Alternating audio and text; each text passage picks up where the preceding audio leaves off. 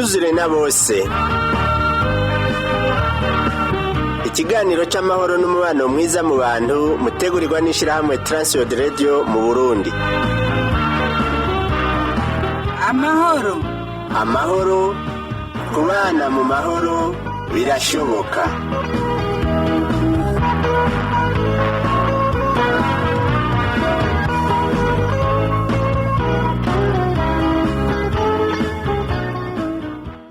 Ndakora mu kigenshi tumugenzi mukuze kino kiganiro cyatuzuye na bose ikiyago c'amahoro n'umubano mwiza mu bantu utegurwa n'ishirahamwe Transworld Radio y'u Burundi. Uri kumwe na Rudasimana Kiza naye gutunganiriza. Mu kiganiro cy'uno munsi turi kumwe na Pasteur Nahumvukiye Eric twahuriye mu kinama kw'ishengero rya SDA aho twaganiriye kuvyerekeye kuzura n'abantu. Yaratubwiye ko imbere yuko umuntu yuzura n'abantu ngo bwa mbere ubaza kuzura n'Imana hanyuma ukabona kuzura n'abantu. Navyo bigoye kumuzura n'abantu ngo umaze kuzura n'Imana ucubasengera hama ugasoma ijambo ry'Imana ukarishira mu ngiro hama ugasaba kuzura mpwemu yera ngo ivyo bizogufasha kuzura n'abantu. N'ubu tukiri kumwe aho atubwira ingene umuntu na mugenzi we, umukozi na mugenzi we, umuririmbyi na mugenzi we bo kuzura bakabona kubaka igikorwa c'Imana. Ivyo navyo ngo bakwiye kuba bambaye umwambaro umwe, umwambaro uranga abana b'Imana, bakagwanya umugwanizi umwe, aho bazoronka intsinzi. Reka tumutege yombi.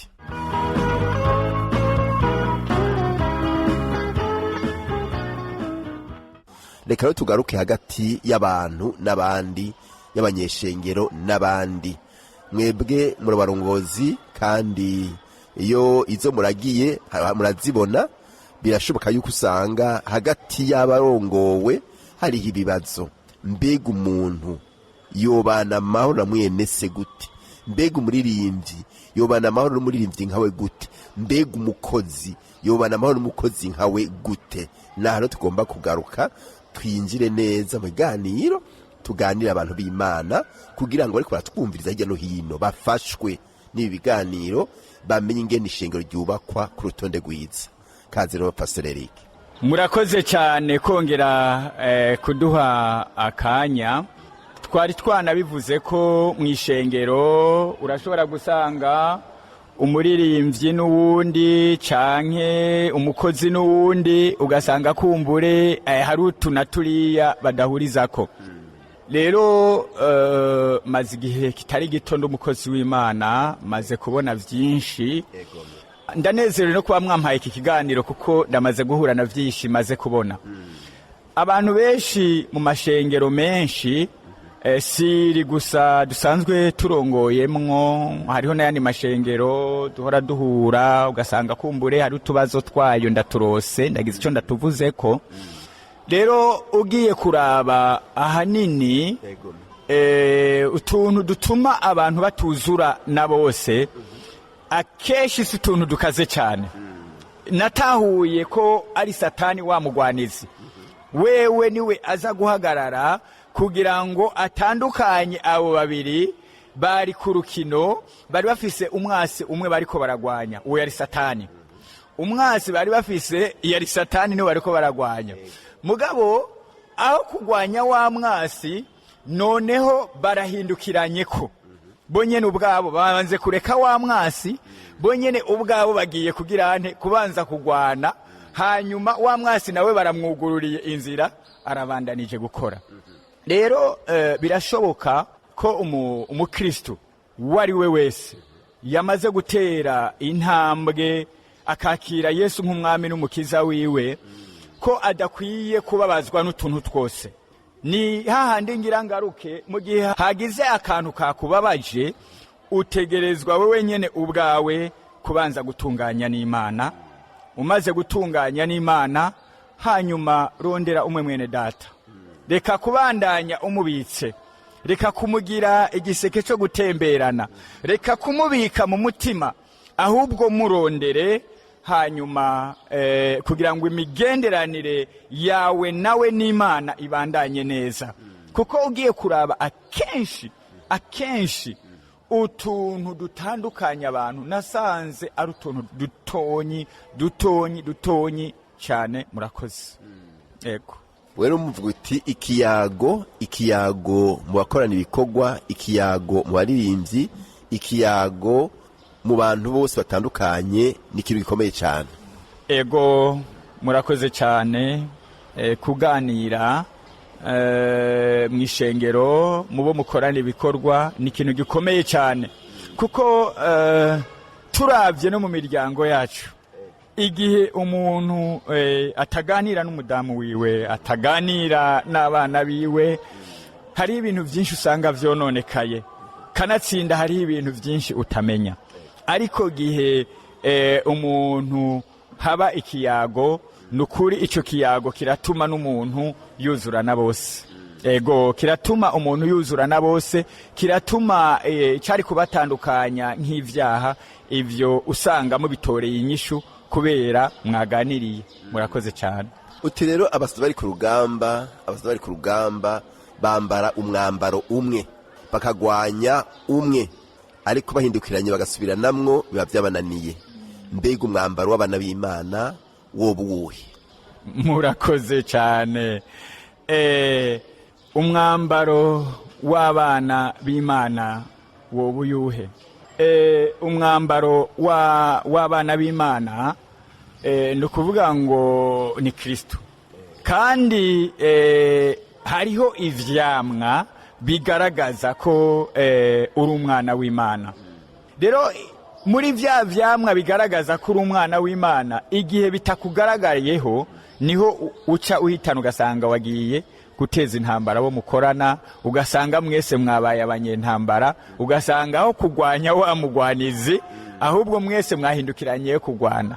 Ego, warungarukanye rero mu cete Pawulo yandikiye abigalatiya igice 5 ahavuga ati ibiranga abantu harimo mpemu yera bitandukanye n'urukundo. Kujya yabivuze ko urukundo n'urukundo mbere na Kristo yarabivuze ko cyane, aranabivuga muri bijya vyamwa, aravuga ati urukundo ahubwo ni nayo ngabire iruta izindi ngabire zose. Urukundo ni ngabire iruta izindi ngabire zose. Urabye kijya cete waruvuze Paulo yandikiye abagalatiya, kiragerageza kudonda, hari ivyo kidondagura, mugabo iyo bagiye kugera bashavuga ngo ikiruta vyose n'urukundo. Igihe rero umuntu muri we afise urukundo, ntashobora kuzagusambura mugenzi we, ntashobora urumva uwukunda mwari kumwe muri ko muragwanya umwasi, kandi nawe wa muntu umukunda muhanze amaso muri ku ntambara muko muhanga amaso umwasi, ntiwohindukirira wa muntu mwari kumwe ngo ari ugwanya kandi umukunda. Oya, no kuvuga ngo kugira ngo umuhindukirire hajya haba hatakaye urukundo, haba hatakaye urukundo kuri we, kandi urwo rukundo rwatakaye kuri we rutuma hari ibintu byinshi muca mutakaza. Ego, mutakaza kuri mwebwe nyene ubwanyu. Ego, muri ivyo vyama rero barabana bakavuga ati hariho urukundo, ubugwaneza, ingeso nziza, kwirinda, umunezero, amahoro.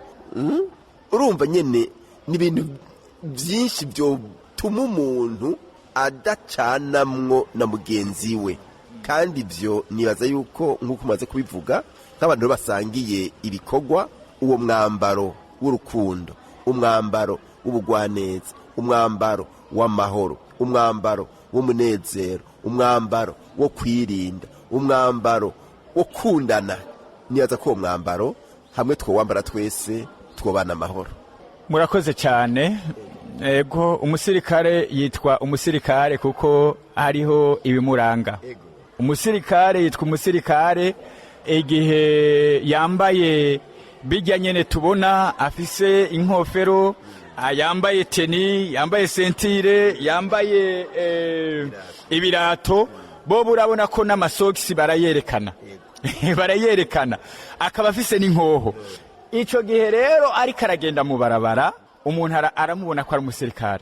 rero n'abakristu hariho umuntu mushobora guhura mu barabara naho muba mudasenga mu rushengero rumwe ukagerageza ukabona ati uyu muntu ni umuntu w'Imana ukabona ati uwo muntu ni umukristu ego no kuvuga ngo ni kubera abagaragara mu bigaragara abagaragara nyene ko ari umukristu ivyo rero vyategerezwa ko natwe tuba bitugaragara ko murakoze cyane n'aya majambo twe turaganira n'umukozi w'Imana atwereka ingene abantu mu bikorwa bobana amahoro kandi bikagenda neza ego tuko turavuga byo kubana amahoro n'abantu bose mo tubana amahoro rero hariho abo dusangiye ukwizera hariho n'abo tudasangiye ukwizera mbega abo tudasangiye ukwizera twubana amahoro nabo gute murakoze cyane icyo kintu mu kibano kirashoboka aho tubaye urashobora gusanga aho we ubaye ni parasera bikurikirana mutizera kumwe ariko mu gihe wamaze kuronka wamaze kugira vya bigwanisho umaze kugaragara wewe kuri umukristu nukuri birashoboka ko abo bantu mubana amahoro naho bobo bogerageza kumbure kuko hari igihe Satani ashobora kugurira imiryango bakaza ariko aho nyene niho babonera ko ari cyo barushije mugabo mu gihe boza nawe ukagaragara nkabo no kuvuga ngo utesheje agaciro aho ubaye kandi na wa Yesu wahora uvuga baca bamukengera rero mu kibano ahubwo mu kibano hoho birashoboka neza ko umuntu abana n'abandi amahoro birashoboka domakuru toke past yo kwifata gute no kuvuga ngo mu kibano turakenera kuganira turakenera umucanwa turakenera amazi turakenera gutabarizwa turakenera n'ibindi byinshi two kwifata gute murakoze cyane mu kibano kugira ngo bakugaragare ko babone ko uri umunyamahoro ni bimwe twavuga tuti umuntu atanga icyo afise ni ukuvuga ngo kugira ngo ugaragare ko wewe uri umunyamahoro ni ukuvuga ngo mu kibano ubanza kwirinda kuvuga nabi abo mubanye insaku bikagaragara mu muryango wawe ko abantu bose nabo hari icyo bobamura ko hanyuma baza kumbure baje kukwitura bakabona yuko mu byo ushoboye byose ubirangura muri ako gace nukuri muri ico gihe biratuma babona yuko uri umunyamahoro muri ico gice birashoboka ego byo birashoboka ega n'umuntu pastor adashobora kukuramutsa mbega naje nshaka kumuramutsa byogenda gute mugacaho karengana nawe muramutsa ukamenya ntiyakumvise wewe uri umukristo ugomba kubana amahoro n'abantu bose wo kwifata gute murakoze cyane ako kantu kanyibukije umuntu wo mu kibano sinzi ako kantu karanyibukije ikintu gikomeye cyane umuntu ugasanga wewe ngo ko atandamutsa ngo reka nanje duhuye ndamurengane ivyo jewe umuntu akora ivyo ntitwemerana 100%. Jewe n'abantu mu kibano bahora batangara jewe umuntu ntegerezwa uwari we wese kumuramutsa naho yoba wewe duhura kumbure ugasanga kuko hari igihe umuntu ushobora gusanga bimwe twavuga bivanye nuko umuntu atiha amahoro ugasanga vyamukwegeye ibindi bintu mugahura kumbure yibereye mu bindi vyiyumviro ukanamuramutsa ntanakumve kumbure nawe rigaca ricira umutwe ngo uyu muntu ntamvugishije oya je ntahura ko uyu muntu aba atandamukije jewe ntoreka kumuramutsa ntegerezwa kumuramutsa ntegerezwa kuvugana nawe murakoze uwundi twarahuye yarasa n'uhungutse avuye muri ibyo bihugu bindi muri Tanzania ahora arambwira ijambo ryantangaje yambwiye ati je ndatangara ingene abarundi ushaka gucira uruhande y'uwundi mugabo ntumuramutse acavuga ijambo mu Congereza atariko kuramukanya yari start point of everything ati yari intango y'ibintu byose none umuntu utamuramukije bumva hari ibindi mwobandanya muvugana. Nico yankebuye ko ariko arambwira ingene ngo yasanze abarundi bameze. Mbega ariko tumeze. Murakoze cyane ahubwo n'akamaramaza. Birababaje cyane kubona umuntu mwohura ico kintu nigeze kucibaza ko ndiko ndarengana. Ndacibaza ko none ko abantu ushobora gusanga muhuye ntumuramutse wagera imbere ugaca utembagara wa muntu utaramukije akaba ari wacasa kukuvyura. Urumva ico kintu kuntu gikomeye cyane. Rero ntivyategerezwa kuba gutyo. Ikindi gihe turahura twese urazi ko umunsi w'Imana umukristo ukuri ategereza kuba afise ikigwanishwa agiye gusenga Bibiliya. Mugabo ugasanga turahuye umwe wese akaramutsa iyo abonye uwo bahurira nk'ubu jewe duhombonye uwo duhurira mu ishengero rya Mwemuyera ryo kubohora imitima akaba ari umenga niwe nobwira ngo Yesu ashimwe, ukabona umenga niwe noramutsa. Mugabo uwundi mu Kristo arenganye ugasanga kumbure ararenganye sindamuramukije. Ico kintu muvuze ko je nama nakize ko cyane ariko suko byari bikwiriye. Nibaza ko ako kantu abakristo bogakosora. Ego ndetse no ku bakristo kuramutsa umuntu nta mwanya muremure bitwara, kandi kumuramutsa byo natuma nigiye kumbure uhuye n'akandi kabazo avuga ati uyu ni wa muntu yarahejeje kundamutsa. Murakoze cyane. Murakoze. Ni ikintu gikomeye cyane naho umenga tugifata igisanzwe ngo kuramukanya ngo ni intango y'ibintu byose. Kuja kwaza umuntu ahundaba ntubanze kumuramutsa birababaze kandi biryoha. Kuba umuntu wibaza ko mwohurira mu rubanza ugasanga muri mu rubanza rumwe wamuciye ko wiruka utanamuramukije biranabiha. Rero nibaza yuko nico naco cyo mu bintu bifata imitima yacu nk'abarundi tukaramukanya, kandi naco vyica atari uko bikomeza urukundo bigakomeza ukubana neza hagati y'abene igihugu, hagati y'abavukana, hagati y'abasengera hamwe. Ego sinzi ko pasteur hari kindi yo tubwira kuvyerekeye kubana amahoro. Murakoze cyane. Turiko turarangiza kuri iri jambo ryo kubana amahoro. Turumva ko twavuze ibintu byinshi kumbure nubwo bitwoba tutabimaze ariko bidushikanye ku ntambuko nziza nk'abarundi, mico y'abarundi. Niyo abantu babana mu muryango iyo bavyutse bararamukanya, kandi iyo umuntu aciye ku muntu akamuramutsa by'ukuri aramushira kumva ko ari mu mutima wiwe, akumva ko ari inshuti yiwe. Uko biri kose naho atabintu birebire boba bafitaniye canke bakorana, ariko mu gihe amuramukije arabona yuko uyo muntu amwiyujuje ko arana ko uyo muntu amugize inshuti.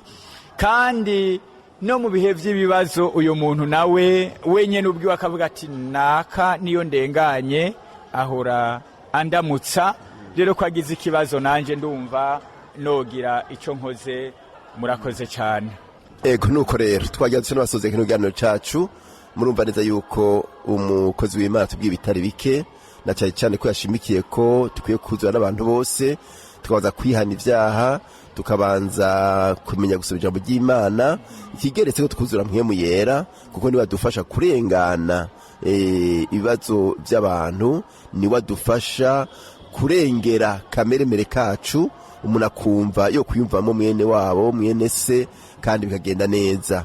Nubu rero twariko turasa n'abasozera tweretse neza yuko kuganira, kubana n'abantu, kubaramutsa bituma umuntu yiyumvamo uwundi kandi bikaryoha. Nawe utumbereye birashoboka yuko aho utumbereye wumva umenya abantu tuyumvamwo umengo ntiworamutsa, ariko nagusaba ngo uce bugufi wihane abo bantu utoramutsa. Mbega mwohurira mu ijuru rimwe? Sinzi ico kibazo ndakibaze umwungere pasteur hano. Mbega abantu bo bataramuka ntibiyumvanemwo akumva umuntu niyo mwihanganira, mbega abantu bo bana mu ijuru rimwe? Murakoze cyane.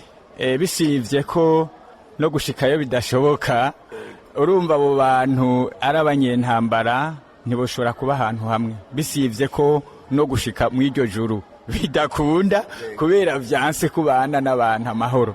Ariko kugira ngo ubana abantu amahoro nikijya twahereye ko wokora izo ntambuko twavuze, kugira ngo kumbure gusenga, gusoma ijambo ry'Imana, gushira mu ngiro. Aka kantu karakomeye cyane, gushira mu ngiro iki jambo ry'Imana rivuga no kuzura mpwemu yera. Ico kintu kizotuma wuzura n'Imana, kuko niyo mpamvu abakristo benshi dufise ijambo ry'Imana bararisoma, ariko ntibashire mu ngiro ico rivuze, bakaryiga ntibashire mu nzira ico rivuze. Urumva ubaye nk'umuntu yize kuvura kandi abizi, mugabo baza n'umuntu imbere kuvura canke ikindi kintu cyose ugasanga ico kintu ntagikora, ugasanga nta n'icazi. Rero urumva ko yobabaye umuhombe. Ijambo ry'Imana warisomye, bari gusomeye abungere canke ubundi muntu cyane nawe warisomye, shira mu bikorwa iki jambo ry'Imana rivuga, aho uca wuzura mpwemu yera nawe agaca guha kuzura n'abantu n'Imana. Murakoze. Ego, kumbura umuntu ariko aradukurikirana yumvirije, yumvize yuko hari aho adashika, akipfuza imbabazi ziva ku Mana kandi akipfuza no kongera inkomezi kugira ngo ashobore kubihamvya. Mbega yoba ariho twomusengera? Bishoboka mwoca mumusengera kugira ngo nawe agirirwe neza n'ijuru, Imana imuharire, hanyuma kandi muri izo ntambuko yo gushika kuri iyo ntambuko yo guharira no kuzura n'abantu bose. Katwegaze Pastor bikore. Murakoze cyane abo batwumvirije. Hanyuma bigashoboka yuko hariho umuntu usanga byaranse kwa muharira, ikintu ca mbere no mubwira, icyo ni icyaha gikomeye cyane kizotuma adashika mu ijuru. Ikindi kigira kabiri, nimba byaranse kwa harira uyo muntu, nawe igihe cyose asavye imbabazi nta mbabazi agirirwa. Sije ndabivuga, ni ijambo ry'Imana. Muri Matayo 5 kuri urya murongo w'indwi haravuga ngo hahigwa abagira imbabazi kuko nabo aribo bazozigirirwa. Rero uyo muntu yoca bugufa agasaba Imana imbabazi, hanyuma agaharira uyo muntu, akabandanya uru rugendo turimwo ruja mu ijuru, yamaze kwiyuzuza n'uyo muntu, yamaze gusaba imbabazi. Umwami Yesu abampera umugisha. Hanyuma nimba hari abadukwirikiranye bakaba barabikoze, bakaba bihanye, urumva abo nabo Imana imugirira imbabazi. Amaze kwihana, Imana igira imbabazi. Nimba atarihana naho nukurondera umukozi w'Imana ari hafi amwegereye, agagenda agaca bugufa agasaba imbabazi.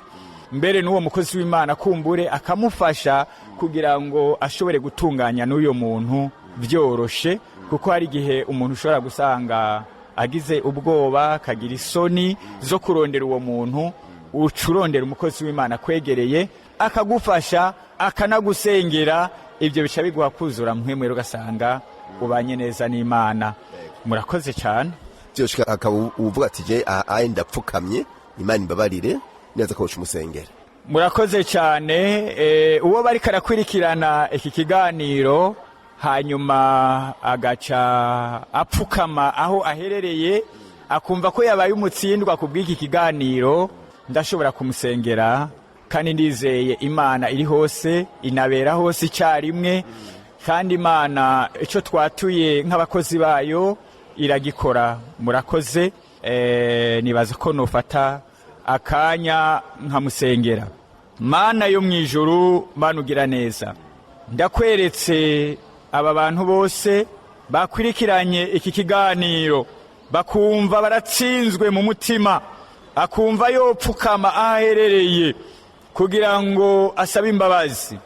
Nanje ndamusabiye imbabazi, nawe Mwami Yesu ugende umugirire imbabazi, ugende umuharire.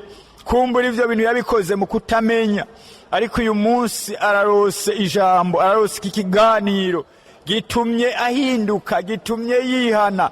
Rero nawe Mwami, genda umugirire imbabazi, uharire umutima wiwe ntihagire icyaha yongera guharugwako. Kandi mwami Yesu wongere unagendere uwo bari bafitaniye amatati, wewe ubera hose icyarimwe, wongere Mana umugendere kugira ngo umunsi wose azotera intambwe imwe yo gushika imbere y'uyo muntu 99 wewe Kristo uzoca uzimukorera, hanyuma nasaba imbabazi uyo muntu bace buzura, bace babandanya urugendo ruja mu ijuru, mu izina rya Yesu Kristo umucunguzi wacu, amen. Nuko rigano cyacu no musigaruke ngaha mukamwari kumwe na Rodas Manirakiza, nkaba nari kumwe n'umutumire wacu yitwa Pasteur Ntamvuke Eric. Twatugushimiye, twizeye neza yuko ikindi gihe hamwe byoshika mwobana mukaduha ibiganiro kugira ngo bigende neza. Murakoze cyane nyakubahwa Rodas Manirakiza, turabashimiye cyane kuri aka kanya keza mwaduhaye muri iki kiganiro. Ndabasabiye umugisha ku Mana, Imana ibagirire neza muri ibi bikorwa, Imana ibandanye kubateza intambwe. Ibi bikorwa muri ko murakora ni ibikorwa bikomeye cyane, kubona mwateye intambwe mukaza mu Kinama, muri zone ya Kinama mukaza, ni kwa kugira ngo mube imigende yacu, kugira ngo mushobore gushikana ubutumwa bwiza kuri bose. Rero ico kintu ndakibasabiye kumugisha, Imana yo mwijuru ibahezagire. Murakoze. Amen. Murakoze namwe, turashimira nawe waduteze yompi, twizenza ko wafashije n'amajambo. Imana iguheze gaho utumbereye. Ufise ikibazo cyo wunganira, telefone 71 204 197 canke 69 499 619. Iyo urayisanga ko WhatsApp. Urashobora kudusanga naho dukorera, nimero ya mbere ibarura ryitiriwe Gerard, inimero 27. Mwuzuye n'abantu bose kandi mubana amahoro. Naho butaha.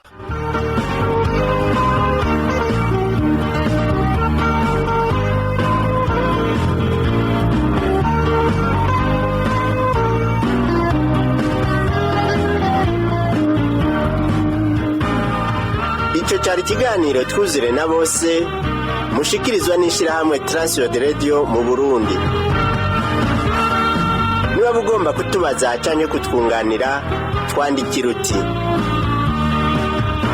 twuzure na bose, agasanduku k'amakete 1140 i Bujumbura, canke udutera kamo kuri 24 26 57. Imana iguhezagire.